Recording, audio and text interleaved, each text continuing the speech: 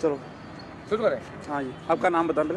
मेरा नाम राम नारायण कुररिया, मैं अखिल भारतीय किसान सभा का मध्य प्रदेश का राज्य अध्यक्ष हूँ। हाँ जी, और ये आप ना जरा हमारे जो कृषि जो अपने किसान भाई हैं उनको अभी तक इस कानून के बारे में मुझे पता नहीं है डिटेल में, आप जरा इनको डिटेल में समझाइए। ये जो किसानों का जो आंदोलन चल रहा है जिसमें 500 से ज्यादा किसान संगठन हैं, इनका मुख्य मांग ये है कि केंद्र सरकार के द्वारा इस देश का किसान, इस देश का खेत और हमारे देश की आज़ादी को बर्बाद करने के लिए अडानी अंबानी के पक्ष में केंद्र सरकार ये तीनों काले कानून लेकर के आई है। कानून जो पहला बिंदु जो है जिसको ये कहते हैं कृषि उपज व्यापार वाणिज्य अधिनियम 2020, इस कानून का आशय ये है कि हमारे देश के अंदर जो मंडी व्यवस्था थी, मंडी व्यवस्था को चौपट करने के लिए सरकार सरकारी मंडियों के समानांतर प्राइवेट मंडियों को खाद्यान्न खरीदने की इजाजत दे रही है। मंडी कानून में सरकार ने संशोधन कर दिया।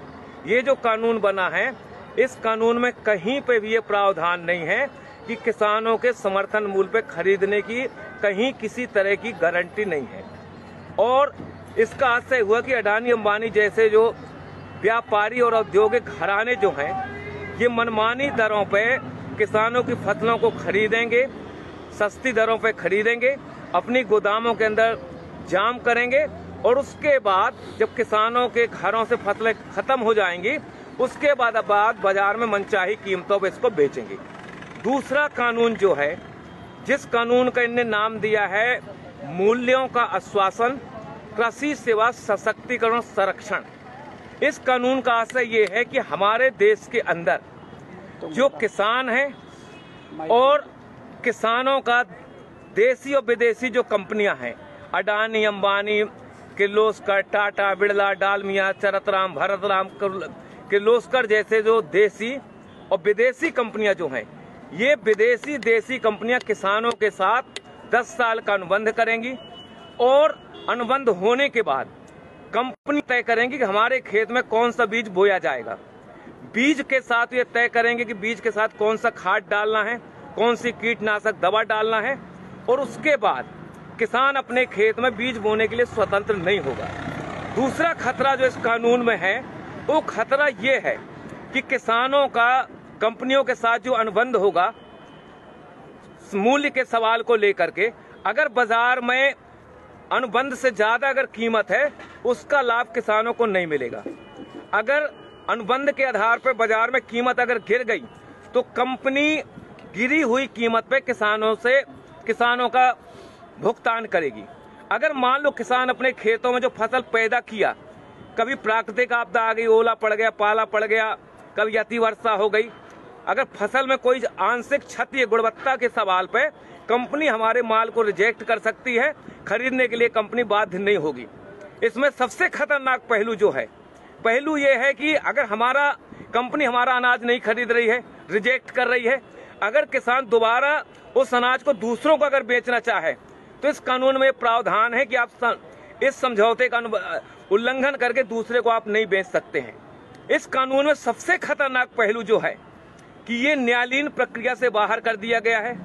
एसडीएम कलेक्टर जो है इसका निराकरण करेगा, केंद्र सरकार का प्रतिनिधि निराकरण करेगा।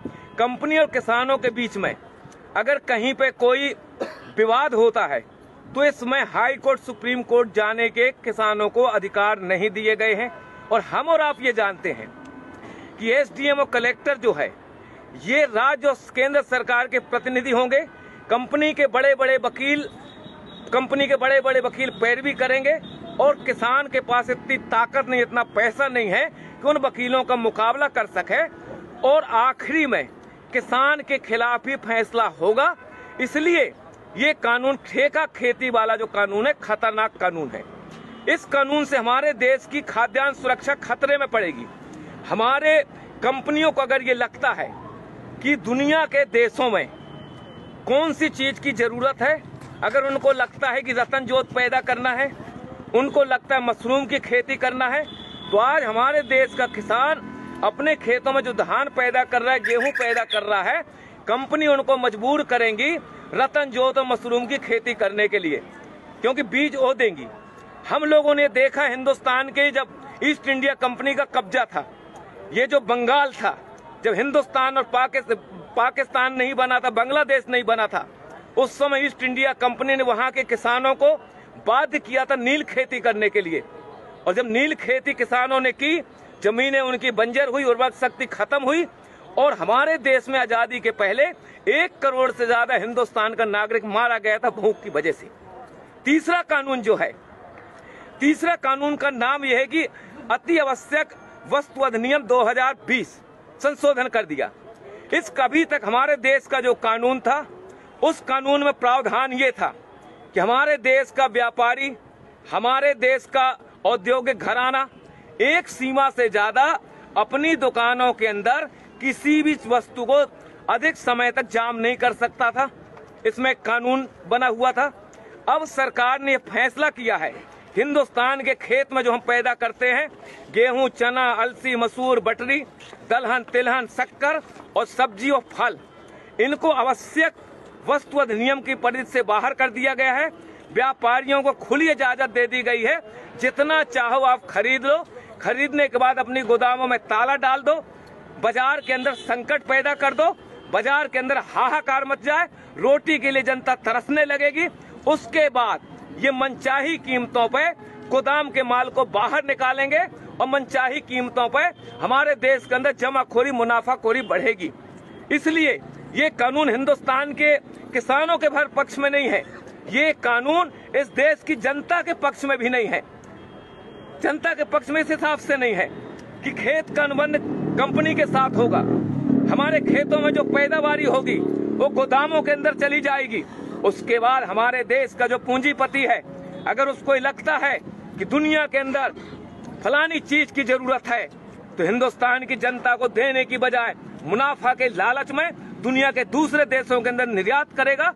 हिंदुस्तान के अंदर आने वाले समय में खाद्यान्न संकट पैदा होगा।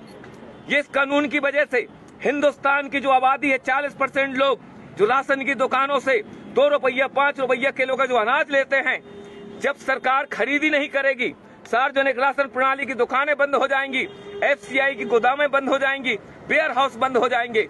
और ये जो कानून है, ये कानून हिंदुस्तान की सरकार ने अडानी अंबानी जैसे जो पूंजीपति हैं, अमेरिका जैसे जो साम्राज्यवाद है, उनके दबाव में आकर के हिंदुस्तान की खेती, हिंदुस्तान के किसानों को बर्बाद करने के लिए ये काला कानून लेकर के आई है। हिंदुस्तान का किसान 22 दिन से आज दिल्ली के 5 जो बॉर्डर हैं, इन बॉर्डरों में कफन बांध के किसान यहाँ बैठा है कि मोदी सरकार इन कानूनों को वापस ले। जब तक ये कानून वापस नहीं होंगे, हिंदुस्तान का किसान अपनी इस आंदोलन को आगे बढ़ाता रहेगा। हमारी सिर्फ यही मांग है। सरकार ये कह रही है कि हम संशोधन करने के लिए तैयार हैं। हमको और आपको मालूम है कि हमारे देश के अंदर संविधान बनने के बाद कितने संशोधन नहीं हो गए। अगर एक कानून बन गया, कानून में ने मान लो गारंटी भी लिख दी, लेकिन जब चाहेगी सरकार उनमें संशोधन कर सकती है। इसलिए सिर्फ एक ही रास्ता है, हिंदुस्तान के किसानों को मौत से अगर बचाना है, देश की आजादी को अगर बचाना है, तो जो काले कानून है, ये काले कानून वापस होना चाहिए। इस सवाल को लेकर के हम लड़ रहे हैं। और आखिरी हम किसान संगठनों की तरफ से विश्वास दिलाना चाहते हैं, वो बहादुर 30 किसान जिन्होंने अपनी शहादत दी है, वो भी किसी के बाप है, वो भी किसी के पति हैं, किसी के भाई हैं, किसी के सुहाग हैं। ये मोदी सरकार, ये नरेंद्र मोदी की सरकार 30 किसानों की शहादत के नाम पर एक शब्द बोलने के लिए तैयार नहीं है। ऐसी सरकार को हिंदुस्तान की सत्ता में रहने का कोई हक नहीं है। हम किसान भाइयों से गुजारिश करना चाहते हैं, ईंट का जवाब पत्थर से दो, किसान को बचाओ, देश को बचाओ। यही हमारे आंदोलन का मकसद है। जय जवान जय किसान। भाइयों, जिस प्रकार किसी भी किसान भाई को ये चीज का जो मालूम नहीं है कि 3 कानून क्या हैं, वो समझ लें और इस वीडियो को शेयर करें, ज्यादा से ज्यादा किसानों को समझ में आए। जय जवान जय किसान। ठीक, कितने मिनट का है? लाइव तो भाई लाइव क्योंकि 10-12 का था।